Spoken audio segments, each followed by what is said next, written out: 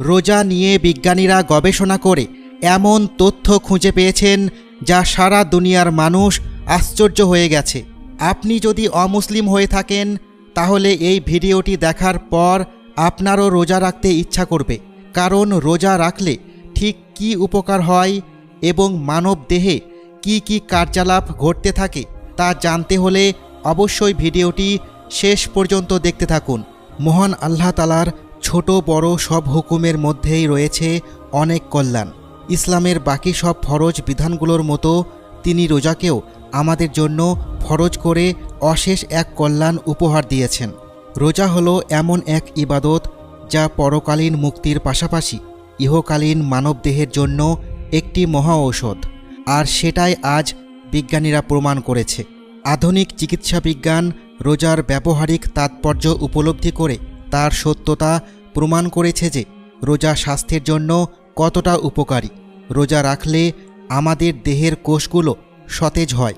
আধুনিক মুসলিম গবেষকরা বলেন যে পেপটিক নামক আলসার রোজা রাখার কারণে তাড়াতাড়ি ভালো হয়।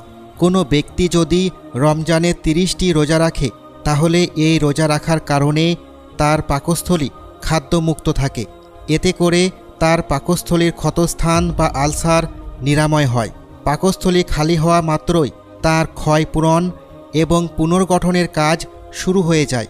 এভাবে দীর্ঘ 1 মাসের রোজা মানুষের পেপটিক আলসার রোগ নিরাময় করতে বেশ সাহায্য করে। এছাড়া সারা বছর খাবার খাওয়ার কারণে শরীরে জমে থাকা বিষাক্ত পদার্থ, চর্বি ও আবর্জনা থেকে মুক্তি দান করে এই রমজানের রোজা।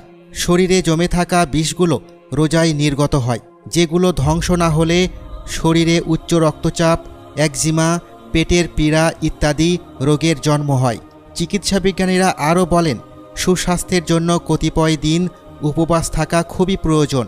রোজায় দিনের বেশিরভাগ সময় খাবার গ্রহণ না করার কারণে আমাদের শরীরের লিভার, পাকস্থলী এবং অন্যান্য অঙ্গপ্রত্যঙ্গ যথেষ্ট পরিমাণে বিশ্রামের সুযোগ পায়।